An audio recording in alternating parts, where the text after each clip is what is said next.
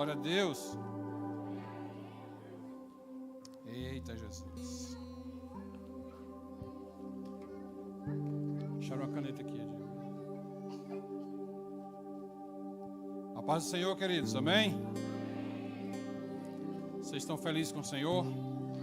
Estão alegres com o seu espírito? Estão a cada dia desenvolvendo mais e mais dentro de si uma natureza celeste que reflete o Cristo e que tem como objetivo te colocar um dia em um lugar de governo pleno, como o primeiro Adão perdeu, e o trabalho do Senhor está sendo nos reposicionar a esse lugar, e para isso Ele está nos revestindo dia a dia da sua glória, através de um processo que nós vamos falar um pouco nessa manhã.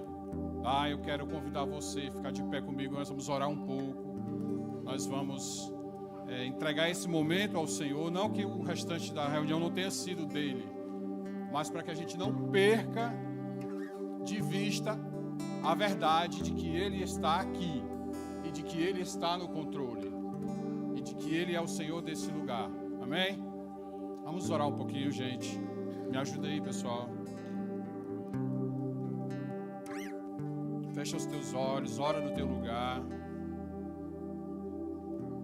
Eu creio que o que o Senhor tem para fazer nesta manhã pode impactar as nossas vidas. A medida do que Ele vai fazer só vai ser determinada e limitada pela nossa medida de rendição. Nós te amamos, Senhor, nós amamos o Teu Espírito. Nós amamos incondicionalmente, Senhor, a verdade de que Tu és Deus, de que tudo Tu tens sobre controle, de que o Senhor quer o nosso bem. Nós entendemos, compreendemos as verdades de que todos os processos que passamos são para nos arrancar de um lugar, Senhor, onde nada desenvolve, onde nada cresce, onde nós não nos tornamos nada, porque nós estamos no controle, para nos inserir em um lugar de total dependência do Senhor, para nos inserir em um lugar onde o Senhor está absolutamente no controle de tudo. O próprio Jesus, sendo um homem sem pecado, santo, cheio da autoridade do Teu Espírito, Ele mesmo disse: eu não faço nada que eu não tenha visto meu Pai fazer. Eu não falo nada que eu não tenha visto, ouvido o meu Pai falar. Eu não vim aqui dar coisas, eu vim aqui cumprir a vontade do Pai. E eu não vi nessa terra um homem mais bem sucedido no seu ministério e no seu chamado do que Jesus Cristo, Filho de Deus. Um homem submisso, um homem rendido ao seu Pai. Que assim nós também sejamos, Senhor, rendidos e submissos a Ti. Arranca de nós aquilo que nos afasta do Senhor. Como diz a música, nos arranca da vida e nos afasta de Você, Senhor. Tira de nós toda a bagagem, tira de nós todo o peso que nós colocamos na nossa vida, que nos impede de percorrer a trilha, o caminho, a jornada que o Senhor nos propôs. Tira toda a vestimenta que não foi o Senhor que nos deu para vestir. Em nome de Jesus. Vamos adorar um pouquinho, gente. Vamos adorar um pouquinho. Tua presença, Senhor. Nós abrimos mão de tudo pela Tua presença, Senhor. Tudo passa a ser, Senhor, sem valor diante do tesouro que está aos Teus pés. Diante, Senhor, da proposta do Senhor de estarmos à Tua mesa desfrutando do lugar de filhos. Deus, nos ensina a descansar em Ti. Nos ensina a depender do Senhor, Senhor. Deus, ó Espírito, nós Te convidamos a assumir o controle nessa manhã daquilo que ainda está nas nossas mãos. Em nome de Jesus. Amém, irmãos. Senta um pouquinho, gente. Jucá, pastor Jucá, a Bíblia diz que Deus faz com que o solitário ande em família e faz da estéril mãe de filhos.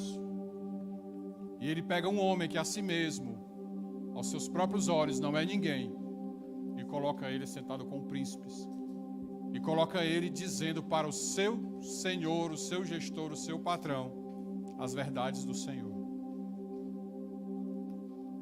Então, irmão, o lugar de autoridade que você é colocado é um lugar em que o Senhor te colocou para que ele seja visto. São os caminhos que são propostos. Essa é a verdade de Deus, essa é a justiça do Senhor. E essa é a forma como nós fazemos como homens, dando o nosso jeito. É como quando Moisés levou o povo diante dos 2 montes e disse: esse é o caminho da bênção e esse é o caminho da maldição. Agora cabe a você escolher o que você vai querer. Amém? Pastor João Paulo falou agora há pouco sobre a questão de depender do Senhor e de não usar as nossas experiências anteriores como um padrão para qualquer decisão, escolha ou movimentação que nós precisamos tomar na nossa vida. E eu lembrei exatamente de uma passagem lá em 2 Samuel, no capítulo 5, quando os filisteus saem à guerra contra o povo de Deus, e Davi, que já havia vencido os filisteus, já havia vencido muitas guerras, já era conhecido como um general de guerra, um homem de estratégia, e como um homem de Deus, se vê diante da batalha. E ele não diz: sairei como das outras vezes e vencerei. Ele vai para o Senhor. No versículo 2 Samuel 5:18, a Bíblia diz: os filisteus chegaram e se espalharam pelo vale de Refaim. Então Davi consultou o Senhor: devo atacar os filisteus? Eu estou diante da guerra, o inimigo está diante de mim, eu não tenho dúvida, eu tenho que atacar. Não, eu vou perguntar ao Senhor: se é para atacar? Essa é a diferença, irmão. Porque às vezes ser bem sucedido para o mundo é fracassar diante de Deus, porque é tomar escolhas segundo a nossa própria opinião. E Davi consultou ao Senhor se deveria atacar os filisteus e indagou ele: tu os entregarás nas minhas mãos? E Yahvé respondeu a Davi: ataca, certamente entregarei os filisteus nas tuas mãos. Em seguida Davi se dirigiu à cidade de Baal-Perazim e ali os venceu e declarou: assim como as águas avassaladoras de uma enchente abrem o seu caminho pelas minhas mãos, Yahvé derrubou as fortalezas dos meus inimigos e os destruiu diante dos meus olhos. No versículo 22, diz assim: os filisteus subiram novamente e se espalharam pelo vale de Refaim. Mesmo vale, mesma estratégia, se espalharam. E o mesmo Davi disse assim: então Davi consultou o Senhor de novo, que lhe respondeu: não os ataque pela frente, mas dá a volta pela sua retaguarda e aproxima-se dele em frente às amoreiras. Quando ouvires um som de passos por sobre as amoreiras, sai rapidamente, pois será esse o sinal de que Yahvé saiu à frente para ferir o exército filisteu. E Davi fez como o Senhor lhe havia ordenado e derrotou os filisteus por todo o caminho, desde Geba até chegar a Gezer. Irmãos, mesmo cenário, mesmo palco, mesmo inimigo, o inimigo veio com a mesma estratégia. Então eu deveria ir com a minha mesma estratégia contra o mesmo inimigo que veio com a mesma estratégia no mesmo lugar. É como o povo de Israel chegou para Moisés e disse: estamos com sede, da outra vez tu feriste a rocha, vai lá de novo, dá certo. E Moisés, na sua justiça, no seu ímpeto, ali ele se enfureceu e feriu a rocha, porque era assim que funcionava. E o pecado não foi exatamente se enfurecer. O pecado não é você mostrar a sua humanidade. O pecado é você escondê-la. Porque no que eu escondo a minha humanidade, eu que estou aqui em cima com o microfone, tenho a oportunidade de abusar de você. Mas quando eu subo aqui, você sabendo quem eu sou, as minhas demandas, as minhas fraquezas, a minha humanidade, você se abre para ouvir não a minha sabedoria, nem a minha capacidade, nem a minha eloquência, mas para ouvir da minha vida aquilo que o Cristo já fez. Cara, um dia desse ele estava devendo todo mundo, se escondendo. Hoje ele prosperou. O que ele fez? Irmãos, eu fui para o Senhor, me arrependi, eu pedi perdão, porque eu gastei com aquilo que não era pão, porque eu tive experiências com o Senhor de entrar em lugares que Ele não mandou. E o Senhor, na sua graça e bondade, restaurou a minha área financeira. Estou dando um exemplo para você. E aí você que está com um problema parecido não vai fazer a mesma coisa, mas vai tomar a mesma atitude: arrepender-se. Então a autoridade não é baseada na minha experiência. A autoridade é baseada no fato de que, nas experiências que eu tive, o quanto eu fui afetado pelo Espírito, o quanto isso me mudou, para que eu possa estender a mão e te ajudar também a mudar. E da mesma forma, a humildade para, naquilo que eu não consigo, enxergar em você aquilo que no Cristo você já desenvolveu e te pedir ajuda. Nós vamos falar nessa manhã, e foi muito propícia essa intervenção do pastor João Paulo, sobre discipulado, gente. Sobre discipular e ser discipulado. Por quê, para quê e qual é o propósito disso? Eu não preciso que você levante a mão, mas responda para você mesmo. Quantas vezes diga assim, pense como se fosse você falando.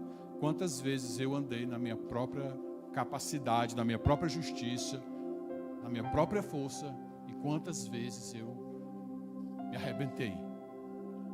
Algumas vezes, na ignorância de não saber que havia um outro caminho, muitas vezes na obstinação de querer fazer do meu jeito, no orgulho, tendo ouvido alguém que me deu uma instrução e não seguia aquela instrução. Responda para você mesmo, medite sobre isso. Porque sobre isso nós vamos conversar nessa manhã, para que o Espírito tenha liberdade no nosso meio de nos tirar desse cativeiro de ensimesmamento. Sabe? Esse cativeiro de eu consigo, eu posso, eu sou, eu não vou abrir a minha vida, eu não vou me sujeitar, eu não vou fazer como eu acho que é, porque eu sei mais do que ele, porque eu sei mais do que ela, e não se trata disso. Se trata de que nós somos um corpo. E a Bíblia diz que Deus está preparando uma noiva ataviada, vestida de branco. Uma noiva que tem uma indumentária adequada, que tem uma postura adequada e uma atitude adequada para receber o Filho de Deus como noivo. Ela não vai chegar lá manca, ela não vai chegar lá faltando um braço ou uma perna, ela vai chegar lá perfeita. Então significa que Ele está trabalhando em nós, não para nos tornarmos iguais, porque eu tenho 2 braços, mas eles não são iguais. Eu tenho 2 olhos, mas eles não são iguais. Então, nenhum de nós precisa ser igual ao outro. O que nós precisamos é cooperar naquilo que carregamos do Senhor, para que no conjunto a igreja seja edificada e o Cristo receba a noiva que Ele está esperando. Para isso nós vamos precisar de discipulado. Para isso nós vamos precisar abrir a nossa vida, o nosso coração. E aí a gente vai indo tocar em áreas, mexer em áreas que a gente não quer mexer. De novo, eu vou confiar o meu coração e vou ser abusado. De novo, eu vou abrir a minha vida, abrir a minha casa e vou ser defraudado. Vão sair falando mal. Irmão, a primeira coisa que eu fiz quando o Senhor me falou, quando eu vim congregar nessa casa, foi: pega as tuas coisas e muda para perto da igreja, porque eles precisam conhecer a tua vida. Porque eu morava lá pro lado, como disse o pastor Jordânia, eu morava do outro lado do rio. Eu atravessei o Rio Jordão para vir para cá. Eu morava do lado de lá. Obrigado, meu irmão. Receberás galardão de profeta. E eu vinha para as reuniões e depois eu ia para casa cuidar da minha vida. E aí o Espírito falava comigo: você não dá-se a conhecer a um ambiente que está sendo edificado de acordo com um princípio apostólico e profético.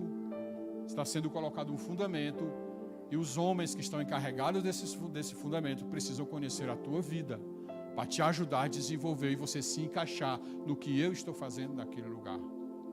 Ou você se submete, ou você vai passar a sua vida indo nos domingos e voltando e tendo a mesma vida, do mesmo jeito, e sendo quem você é. Conversei com a minha esposa, nós oramos. Durante o decorrer do ano fomos nos preparando. No final do ano nos mudamos aqui para perto. Cheguei para os pastores e disse: minha casa está lá, se vocês quiserem ir, levantar a tampa da privada, olhar o meu quarto, olhar tudo, inspecionar a minha casa, ver o que eu estou escondendo e ajustar a minha vida, minha casa está aberta. Mas eles não foram no outro dia, não. Eles nem foram.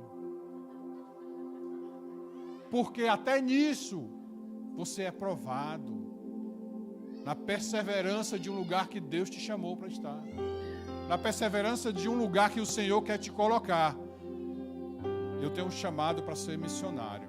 Mas no outro dia o pastor vai te mandar lá para a África. Vai não, irmão. Vai não. Porque por causa disso, muitas pessoas que tinham problema com os pais queriam ser missionários porque estavam em conflito com a família. Não se relacionavam. E a missão passou a ser a fuga. E foi ferido lá fora. Não é assim. Você começa a ser missionário na sua casa, no seu quarto, arrumando a sua cama, pagando as suas contas, tendo rotina. Porque quando você estiver lá, do outro lado do mundo, como Felipe e Cora estão, vieram aqui por um tempo, depois vão voltar. Irmão, o pastor não vai estar. Ei, tu orou hoje, tu leu a Bíblia hoje, como é que está a tua vida? Vai não, irmão. Por isso que Felipe chegou aqui, a primeira coisa que ele disse quando subiu aqui foi: cara, eu senti saudade desse lugar, desse calor, de ter alguém me cutucando, de ter alguém me perguntando como é que eu estou. Porque é diferente, cara. Você ele liga para mim, eu ligo para ele, a gente se fala com os outros pastores, os outros irmãos. Mas é diferente. Aqui é olho no olho. Aqui eu fui abraçar ele e disse: eu estou suado. Eu disse: eu estou cheiroso. Abraça nós dois, que aí mistura o suor de um com o cheiro do outro, fica igual.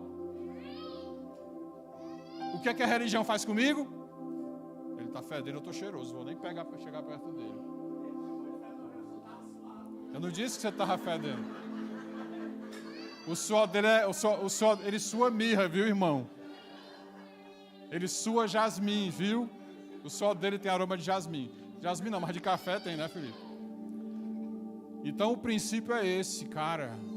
Eu estou em um lugar que o Senhor me colocou e eu estou bem. E o meu irmão está passando por um lugar terrível. Eu vou lá. Ah, mas tu vai se sujar. Eu sei. Mas tu vai perder. Eu sei. Mas tu vai ter prejuízo. Eu sei.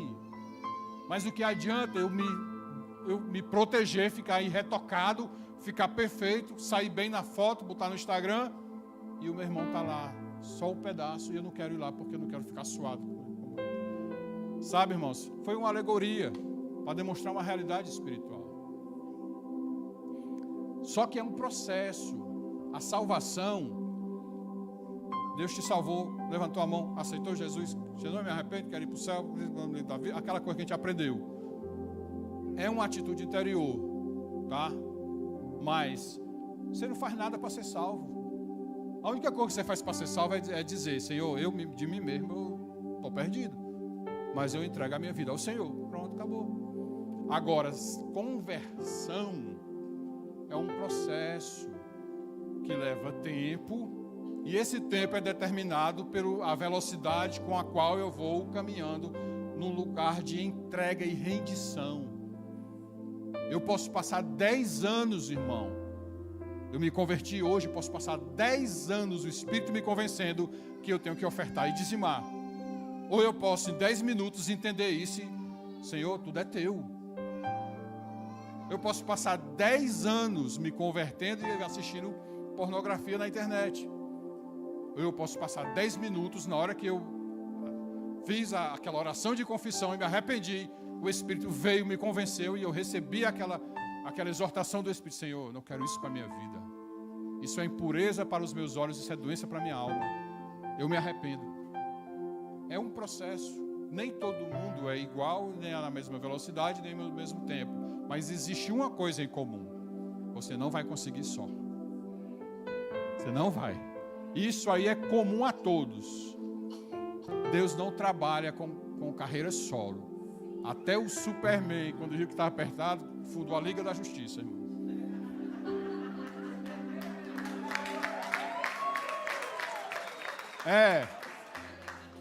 Porque ele achava que era indestrutível. Quando chegaram com a pedrinha verde para ele se derreteu todo. Ele disse: eu tenho que andar com pessoas que não sejam suscetíveis a essa pedrinha verde. Gente. É assim que ele faz. Não pense que eu sou o super-homem, que você é o super-homem, não, irmão. Dá ruim. O que ainda resta do meu eu em mim que ainda resta do seu eu, do velho homem em você, atrapalha a plena revelação do Cristo através das nossas vidas. É como um copo em que você está desvaziando da água e enchendo de óleo. Você não pode encher um copo que já está cheio. Então a medida de um tem que diminuir para que a medida do outro cresça. Vocês estão entendendo? Como isso se dá? Isso se dá no discipulado. Porque quando eu me converto, quando eu chego para o Senhor, e aí eu vou trazer à memória aquilo que a gente aprendeu, a vida evangélica da gente, é como eu saí do Egito. O Egito, né, na simbologia evangélica, é o mundo. Nós somos escravos, nós somos açoitados, tratados como lixo. Satanás, ele nos espinha, ele nos maltrata.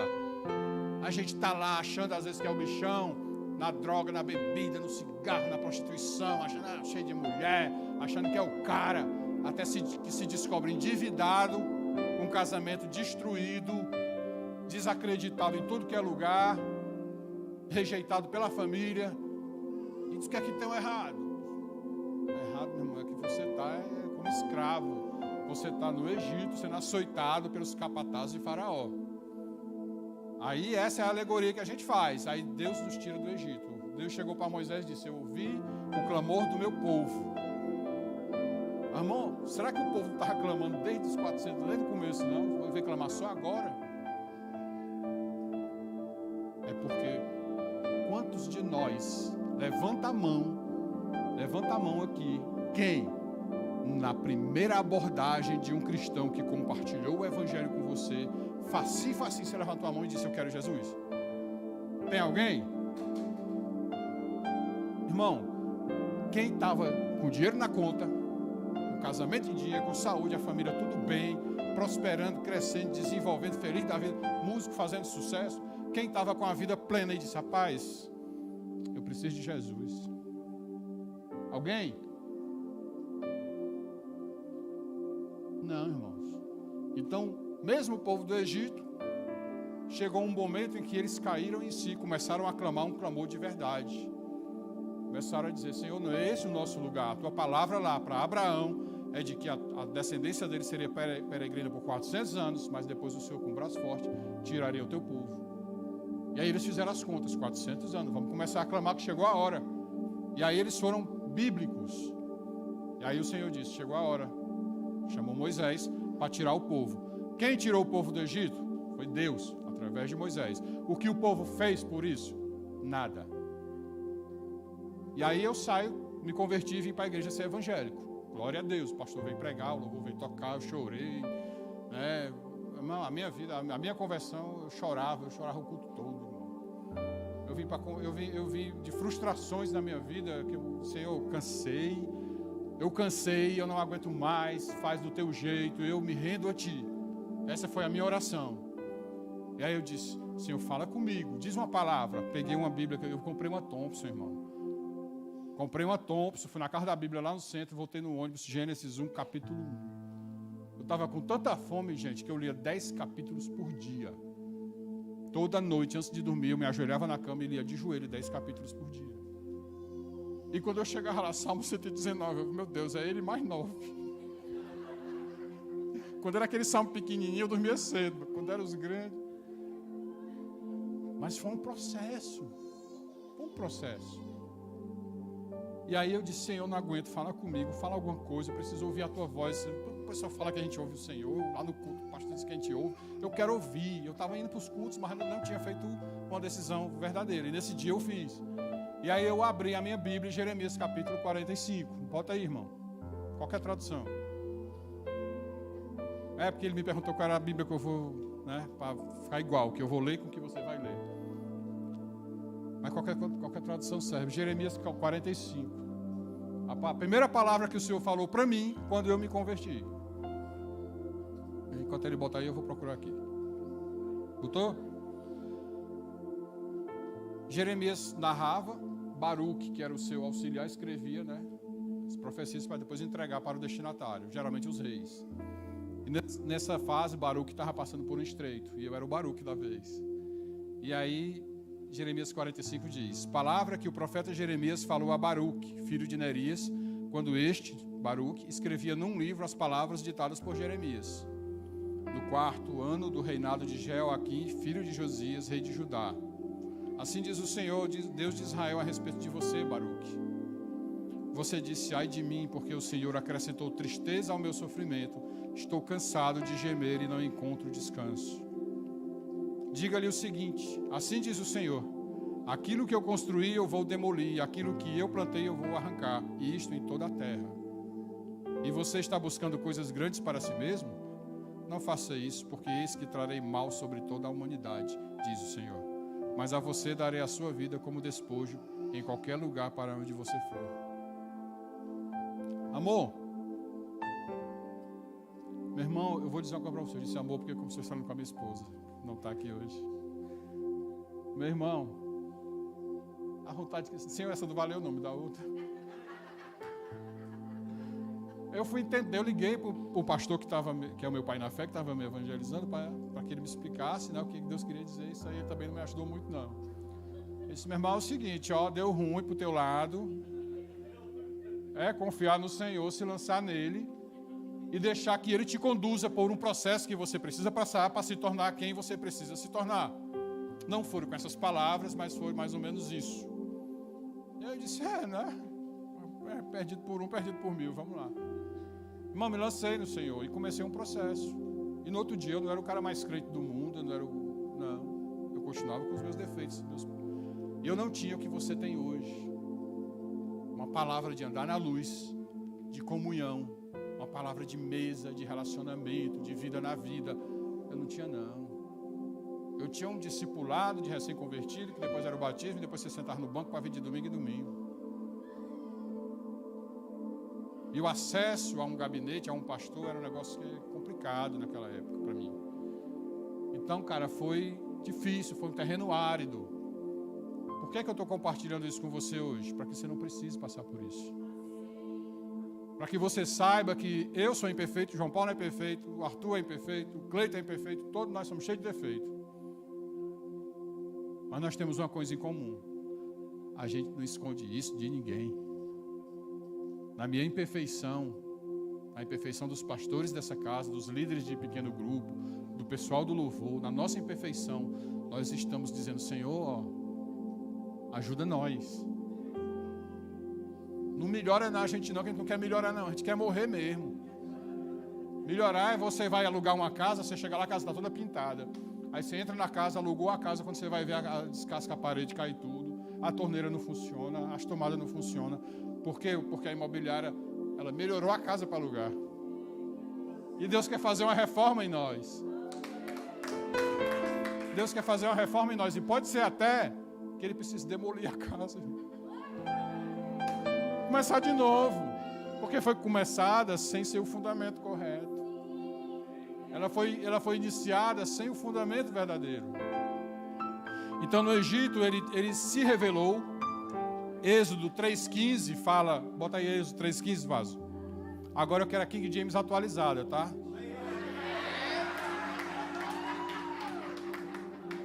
Muda aí.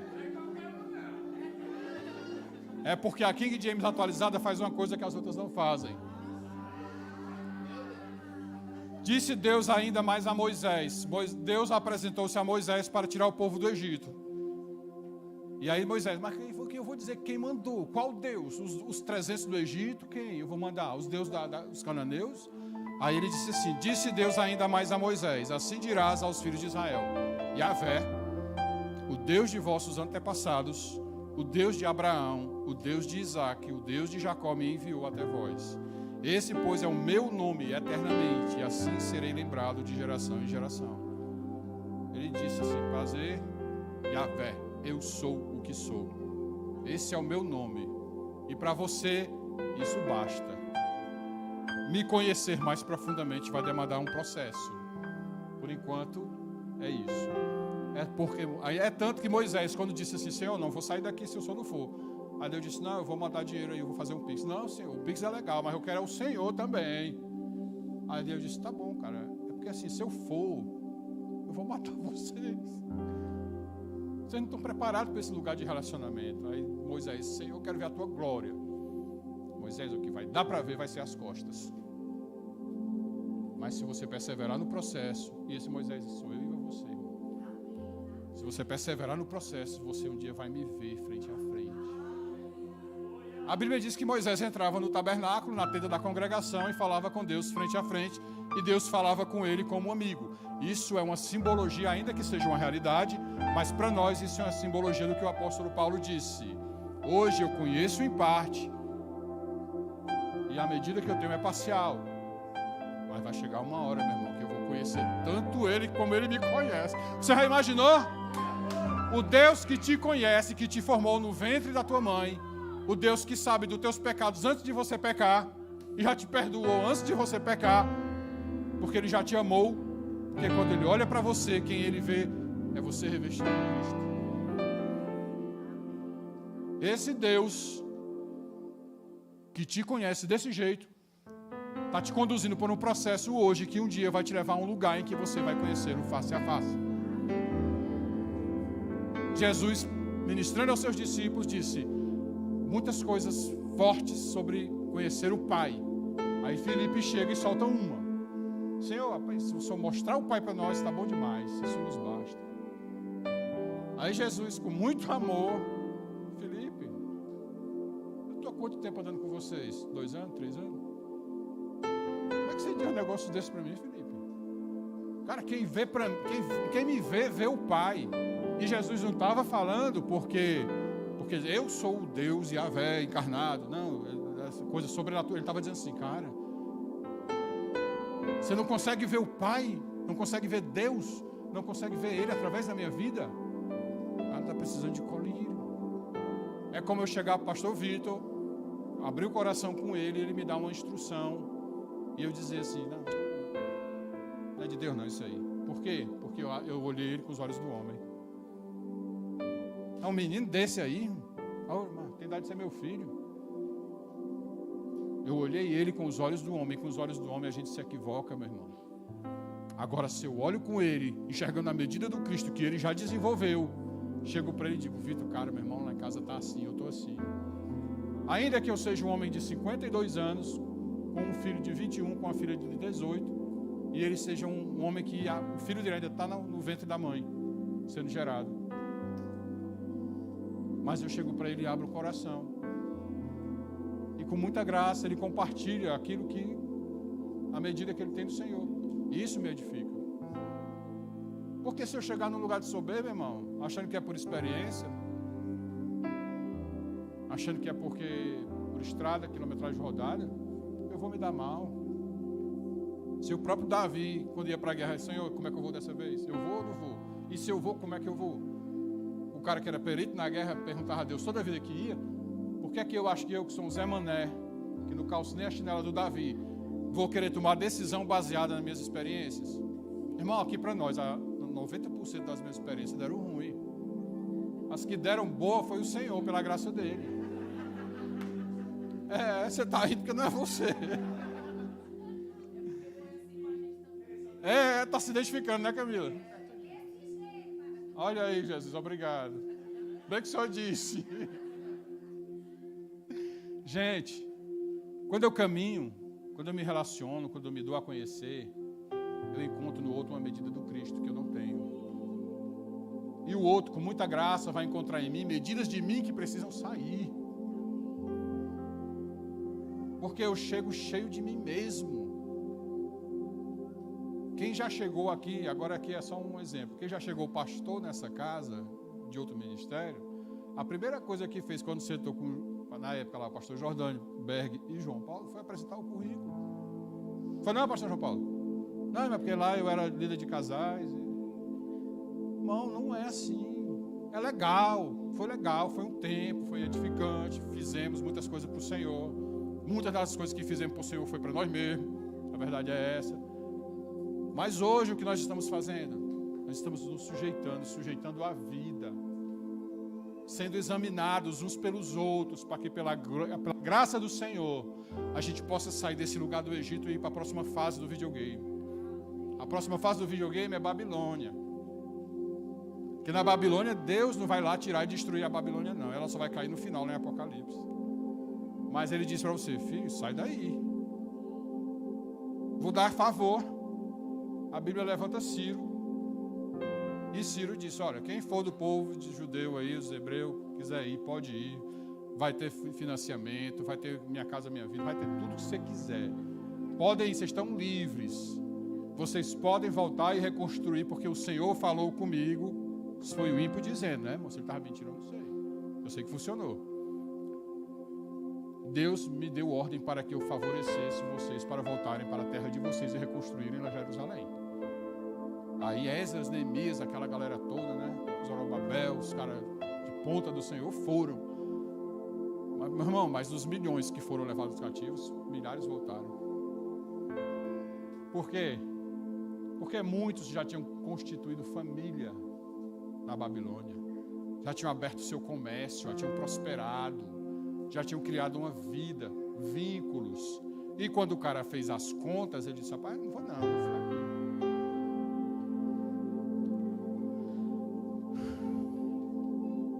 No Egito era assim. Lá em Números 11, está escrito assim: o populacho que estava no meio deles, do povo de Israel, veio a ter grande desejo das comidas dos egípcios. E também os filhos de Israel começaram a chorar outra vez. O que acontece? Quando Deus libertou Israel do Egito, que Faraó expulsou eles, tinha uma galera que não era do povo de Deus, que aproveitou a carona e foi também, porque queria liberdade. No meio do caminho, os processos foram provando quem era quem. E essa galera se rebelou e disse, a gente quer voltar para o Egito. E os hebreus mais fracos também, que estavam, né, já tinham sofrido, apanhado e não estavam naquela pegada do Moisés, também disseram, rapaz, realmente andar com esse cara no deserto aí, bicho, vai ser difícil. Nós estamos com saudade dos pepinos, dos repolhos, e nada contra a salada, irmão. Mas Deus estava prometendo leite e mel. Então, dentro de nós, quando a gente chega nesse lugar do Egito, ainda existe muito populacho, muito aquilo que não é o povo de Deus aqui dentro. É a nossa natureza adâmica ainda. E esse processo vai sendo, tem como objetivo ir removendo essa natureza, através do auto-reconhecimento, cara, isso não é de Deus, né? Essa postura, ao ponto de que é fácil eu chegar na igreja, chegar na vida evangélica e dizer, cara, não é de Deus eu adulterar, vou pedir perdão à minha esposa e vou ser o marido fiel. Aqui é o pecadão, né? Só que aí, qual é o refino? É na Babilônia. É quando Deus diz, cara, você está livre, pode ir, mas eu estou tirando vantagem do outro, eu assisto uma pornografiazinha de vez em quando, eu estou muito confortável com os pecadinhos que não estão fazendo mal, pecadinho pequenininho, aquela poeira fina que eu não varri, que eu deixei no canto. Aí nesse processo, o discipulado se intensifica. Aí nesse processo, aquele pastorzão do começo que ganhou a tua vida para Jesus, que você tem muita admiração por ele, vai te apertar e vai dizer, cara, é o seguinte, meu irmão, ó, larga isso aí. Porque uma coisa é você recém-convertido, chegou cheio de vícios. Outra coisa é você já caminhou, já saiu do Egito, Deus está tirando da Babilônia. Só que Ele não vai tirar você de lá, você vai sair. Ou você sai para um próximo nível, ou você fica lá, negociando a tua vida com Deus e vai passar o resto da tua vida lá, achando que está sendo próspero, abençoado, que Deus está contigo, que está dando certo. Esse é mais difícil. Porque quando está dando certo, a gente acha que Deus está aprovando. Quando a coisa está funcionando, quando a conta está no azul, quando eu estou bonitão aí, abafando com as meninas, quando o patrão me dá 100, aí eu guardo 50 para mim e aceito suborno para aumentar o orçamento em casa, melhorar as contas, faço uma pilantраgemzinha aqui, outra ali bem discreta. Essa é a Babilônia, irmão. Tu vai ter que sair daí. Porque para sair daí, o irmão com que você senta à mesa, que você compartilha a vida, vai ter que ficar sabendo. Porque se eu chegar aqui para um casal Vou pegar esse casal aqui, casal de pastores, né? Vou pegar aqui. Se eu chegar para esse casal aqui, e aí, meu irmão, como é que tá? Não, pastor, só bênção, glória a Deus. Aí eu olho para a irmã está assim, ó. Ela está dizendo assim, só fachada. Esse miserável aí em casa é o cão.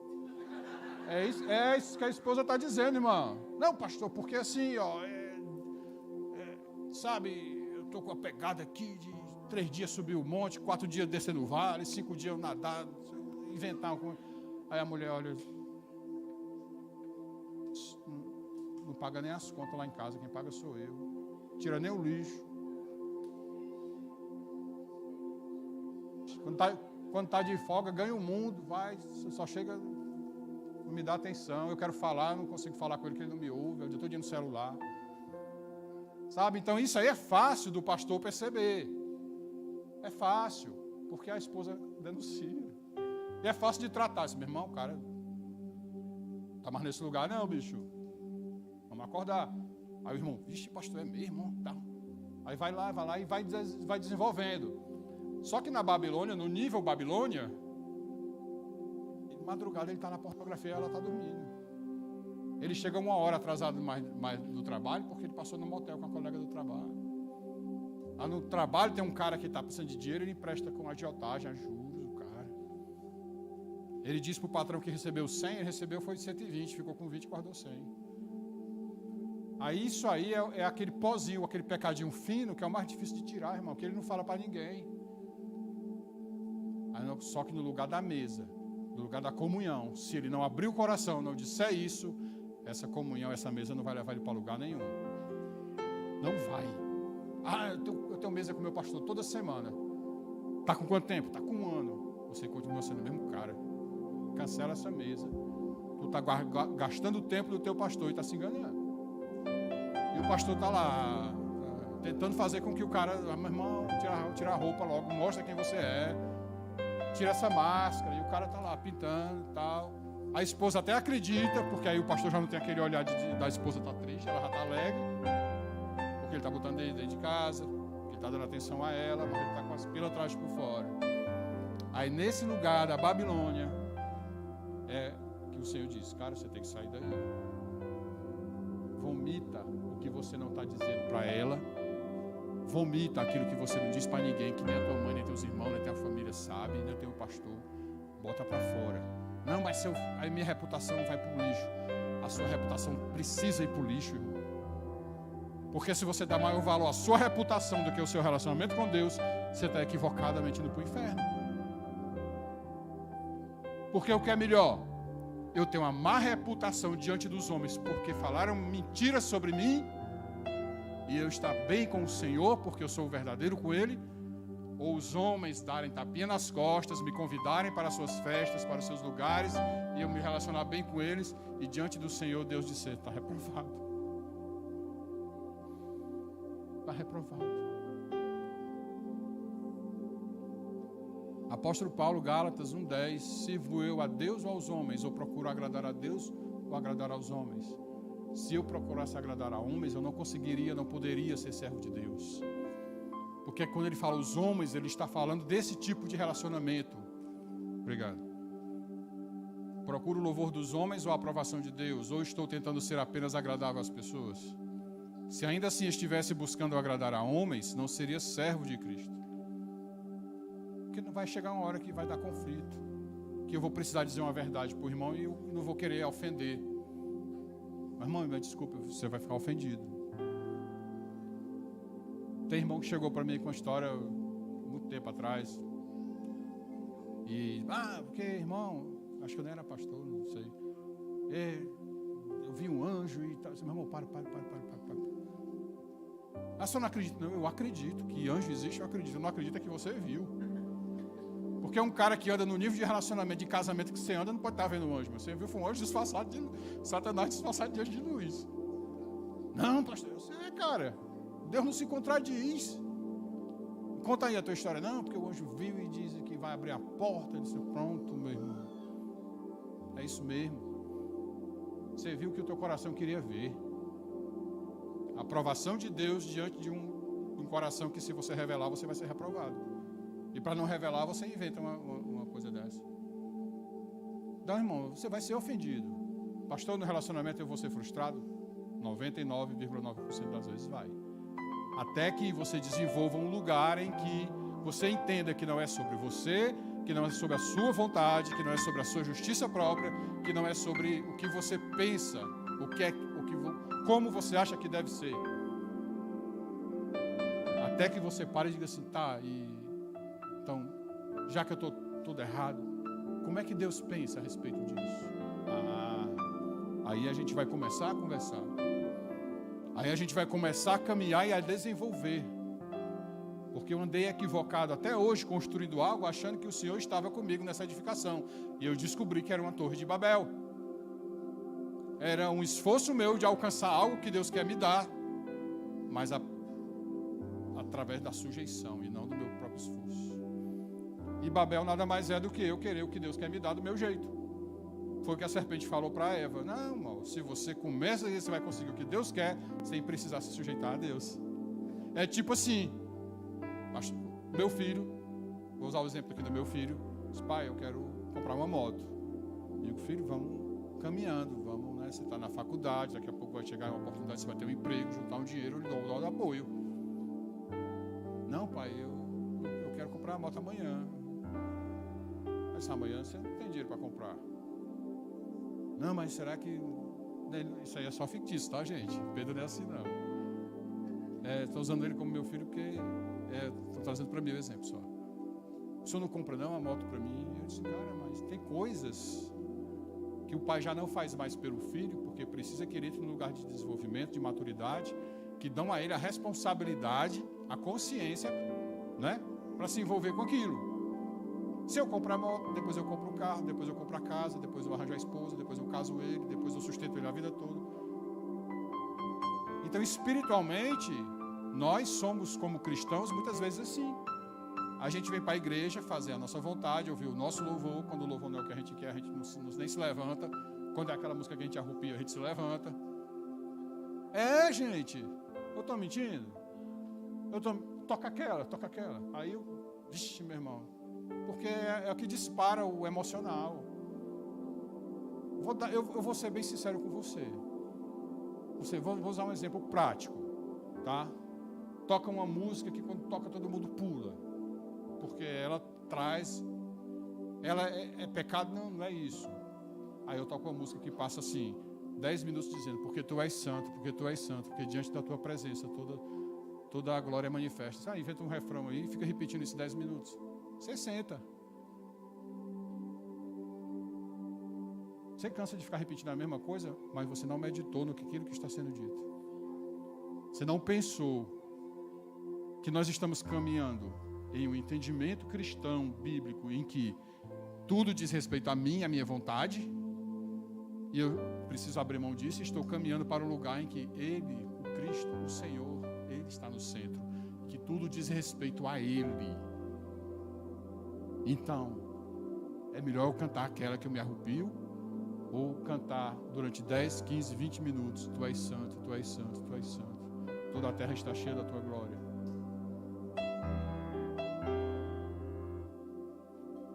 Não é a minha vontade de ficar repetindo isso, porque vai cansar, mas é uma verdade que precisa ser praticada. Então, da Babilônia, é uma decisão minha sair, ou escolher ficar lá e morrer lá. E na Babilônia, quando a gente sai de lá, a gente cai em outro lugar, pior. Vocês sabem qual é? Sabe qual é, pastor? É Roma. Não foram os 3 grandes impérios que ou escravizaram ou invadiram o povo de Deus, a nação de Israel e Judá? O Egito escravizou. A Babilônia invadiu e levou cativo para lá. Roma invadiu e ficou lá. E aí, pastor, como é que sai de Roma? Esse é talvez, gente, um ponto de maior maturidade que nós devemos buscar, viu? Porque de Roma ele não nos liberta, não nos convida a sair. Ele nos convida a dar um testemunho em meio das ameaças. Testemunho que vai nos levar no fim da estrada para uma cruz. nós morremos na mão do Império Romano.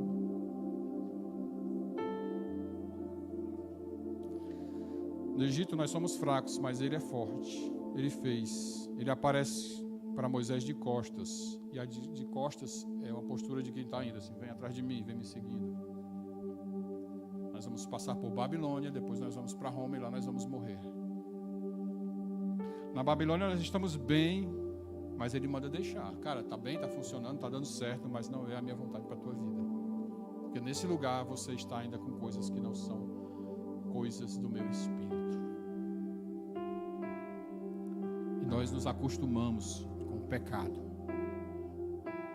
Nós nos acostumamos. Porque quando o pecado na antiga aliança matava e fulminava, a gente... Quando hoje a gente peca, mas continua dando certo, a gente se acostuma e perde o temor. Porque a morte lá era do corpo. Hoje a morte é aqui dentro. E a gente não se dá conta de que está andando como Walking Dead, os mortos-vivos. Essa é a verdade. Na Roma, nós esperamos que ele nos tire de lá, mas quando ele chega, o rei chegou, o Messias, o Cristo ungido, ele vem com a espada na mão, montado no seu cavaleiro, com a armadura, com o elmo na cabeça. Aí ele chega montado no jumentinho, humilde, se entrega para morrer, como diz Isaías 53, como uma ovelha muda levada ao matador. Esse é o meu rei? É isso que me espera no final da jornada? Morrer? Caminhei isso tudo para chegar aqui e morrer? É isso. Mas isso tem um objetivo. Isso tem um fundamento. Não é porque Deus, assim, rapaz, Adão pecou, todo mundo vai se lascar, eu vou botar para moer. Não tem perdão. Eu vou enganar eles achando que eles estão caminhando para um lugar que eu vou levar eles para o céu, para morar comigo no céu, que tem lá rua de ouro, piso, não sei o que, de porta de pérolas, e eles vão chegar e vão... Não.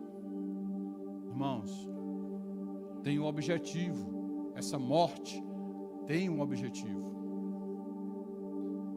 E agora eu vou trazer para você, estamos terminando, qual é o objetivo dessa morte. Por que é que você saiu do Egito, onde você era escravo e sofria, era espezinhado, maltratado, humilhado, chicoteado, comeu pão que o diabo amassou, chegou na Babilônia, se acostumou, deu certo, ficou bom, bonito lá, mas Deus disse: não, sai daí, nem aí não. Isso aí é só para você entender algumas coisas, deixar a idolatria de lado, deixar o pecado de lado e me seguir com pureza para o destino final. Destino final, o céu. Roma. Tem uma cruz te esperando em Roma. Por quê, cara? Abra Mateus, bota aí Mateus capítulo 5, as bem-aventuranças, para a gente encerrar. A gente orar e saber se você entendeu mesmo. Ou se a gente ainda precisa morrer mais. Jesus, vendo as multidões, subiu ao monte. E assentando-se os seus discípulos, aproximaram-se dele. E Jesus, abrindo a boca, os ensinava, dizendo: bem-aventurados os pobres de espírito. Eu acho que é na Revista e Atualizada que diz os humildes de espírito. Tá? Bem-aventurados os humildes. Oh, rapaz, esse meu irmão já estava com o dedo no botão, né? É a Laísa, parece a Laísa mesmo. Bem-aventurados os humildes de espírito, porque deles é o reino dos céus. Bem-aventurados os que choram, porque serão consolados. E esse choram é do Egito até Roma, tá? E o outro versículo: e bem-aventurados os mansos, porque herdarão a terra. Agora bota Mateus 11, 28. Pode ser nessa mesma tradução. Vinde a mim todos os que estáis cansados e sobrecarregados, e eu vos aliviarei. Você está cansado e sobrecarregado porque está levando uma bagagem que não foi o Senhor que te deu para levar. Tomai sobre vós o meu jugo e aprendei de mim, porque eu sou manso e humilde. O que é que ele disse lá nas bem-aventuranças sobre os mansos e os humildes? Bem-aventurados os pobres de espírito ou humildes de espírito, porque deles é o reino. E os mansos, porque herdarão a terra, céus e terra, né?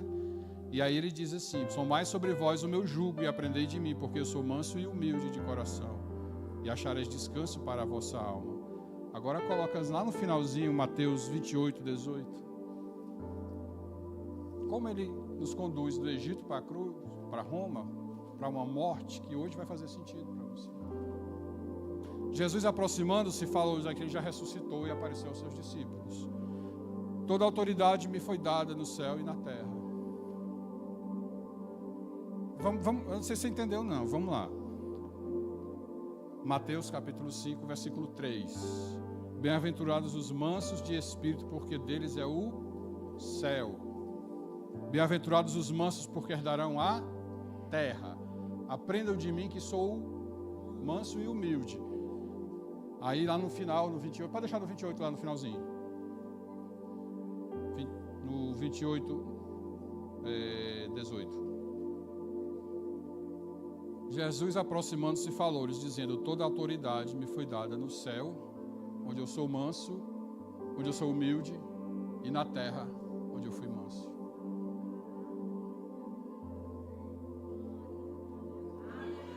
Você vai chegar na cruz e vai morrer para você receber, como ele, toda a autoridade no céu e na terra. Não é porque ele quer se vingar do teu pecado, não. É porque essa morte da cruz, que ele fez fisicamente por nós, para nós simboliza morrer para nós mesmos, para as nossas vontades, a nossa justiça, o nosso tempo. Você está passando por um processo, já está com tempo, está doido para acabar? Eu estou, meu irmão, ó. Mas não é o meu tempo. E até lá eu estou morrendo dia a dia. Pedi uma escadinha, subi na cruz, pedi uma ajudinha, irmão, me amarra aqui, me prega. Pode furar, né? Não é aquelas cruzes que o cara amarra, não. Pode furar, fura aqui também. Fura nos pés. Me ajuda a morrer. Porque eu preciso morrer para mim mesmo, para a minha vontade, para a minha justiça, para a minha forma de querer que Deus faça as coisas, me sujeitar ao processo, porque Ele me tirou do Egito, Ele me convidou a sair da Babilônia, Ele me levou para Roma para que lá eu morra na cruz e receba dele autoridade para governar céus e terra. Eu sou casado. Eu tenho uma esposa. E o que ela disser é como se fora eu que tivesse dito. Porque ela recebeu autoridade no meu nome de agir no meu lugar quando eu não estou presente. Jesus vai casar com a igreja para quê? Para ela ficar lavando a louça dele no céu? A autoridade que está sobre ele está sobre a sua noiva.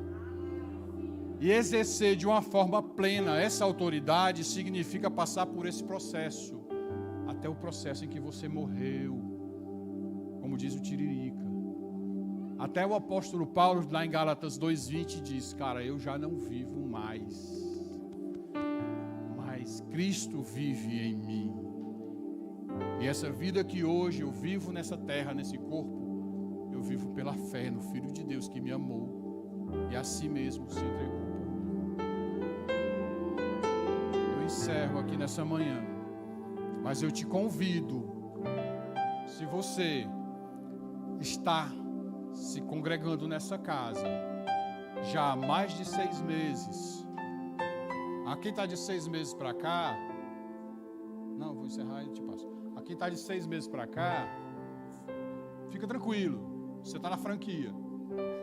Agora, se você já está mais de 6 meses aqui, cara, e você não está em nenhum pequeno grupo, você está se negando ao relacionamento. Tá? Você está como quem está na Babilônia e lá não quer sair, porque ainda prefere as vantagens que teve lá. Tiagão quer falar, vou passar aqui para ele, depois a gente arremata e a gente se arrepende. Amém, gente.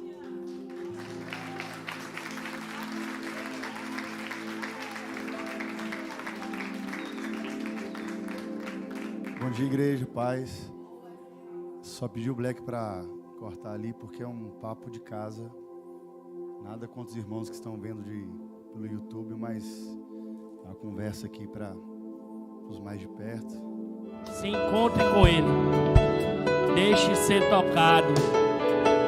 Na presença dele, irmãos, você vai entender que você não é Jacó, você é Israel. E a vida de Jacó nessa passagem, ela é legal porque ele não sai ele sai manco, mas ele ainda não sai adotando a identidade de Israel. Mais na frente o Senhor precisa chegar e dizer: você se chama Israel. É um processo até ele abraçar aquela identidade.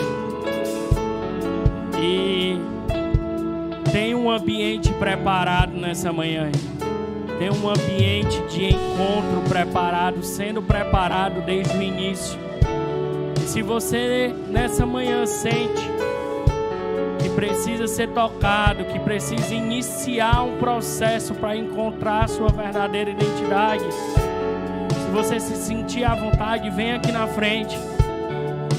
Vem aqui na frente, você que é imperfeito, você que tem defeitos, você que precisa ter esse encontro, mudar, ter a sua jornada mudada. O Senhor já está fazendo isso. Vem à frente, que os imperfeitos podem orar por você. Pode ficar à vontade. Se você tem, assim como o Tiago, caminhado distante, vem à frente. Os meninos vão louvar e nós queremos orar por você. Ah, Espírito, levante sua mão, feche os seus olhos, vem à frente quem quiser receber a oração. Pai, esse não é uma liturgia para seguir um ritual, Pai, mas que essa seja mais uma oportunidade de vir luz sobre a nossa vida, Pai. Que essa seja a oportunidade, Senhor, do Senhor nos encontrar, do Senhor revelar as áreas que precisamos mudar, Deus. Que as pessoas lá fora olhem para nós e vejam nós com uma caminhada diferente, assim como foi com Jacó, Deus. Queremos mudar nossa caminhada, queremos tomar caminhos diferentes, Pai. E é só por meio do relacionamento contigo, Deus. Só por meio do relacionamento com o corpo, do relacionamento com a noiva, Pai, que nós vamos chegar a isso, Deus, a esse lugar, Pai. Amém, querido.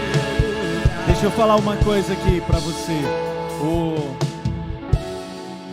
Eu acho que Tiago foi um exemplo claro para todos os que estão aqui de uma expressão de como a gente pensa. João no capítulo 10, Jesus ele falando sobre o bom pastor. Me dá um minuto da sua atenção aqui, a gente já vai concluir. Ele diz assim, eu conheço as minhas ovelhas e elas me conhecem a mim.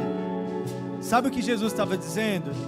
Existe a medida do coração do pastor que você só vai conhecer quando você se der a conhecer.